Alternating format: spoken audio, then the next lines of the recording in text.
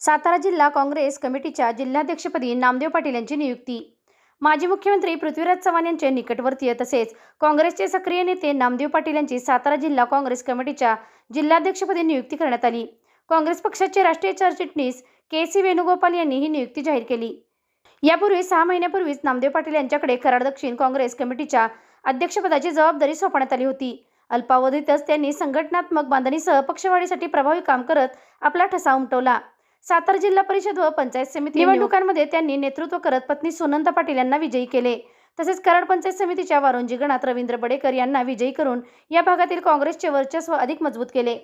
गेल्या महिन्यात काँग्रेस पक्षाच्या केंद्रीय निरीक्षणाने जिल्हाध्यक्ष निवडीसंदर्भात जिल्ह्यातील नेते, पदाधिकारी व कार्यकर्त्यांची मते जाणून घेतली।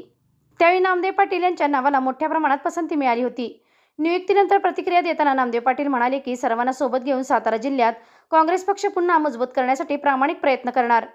राजकारण, समाजकारण आणि उद्योग क्षेत्रात शून्यातून स्वतःचे वेगळे स्थान निर्माण करणारे 53 वर्षीय नामदेव पाटील यांनी वारुंजी गावचे सरपंच, कराड पंचायत समिती सदस्य, वीटभट्टी संघटनेचे तालुकाध्यक्ष अशा विविध जबाबदाऱ्या प्रभावीपणे सांभाळल्या होत्या। त्यांच्या नियुक्तीचे काँग्रेस प्रदेशाध्यक्ष हर्षवर्धन सपकाळ, माजी मुख्यमंत्री पृथ्वीराज चव्हाण, माजी मंत्री सतेज पाटील, आमदार विश्वजित कदम यांच्यासह अनेक नेते व कार्यकर्त्यांनी स्वागत करत अभिनंदन केले। SK क्राईम न्यूजसाठी संतोष कदम, कराड।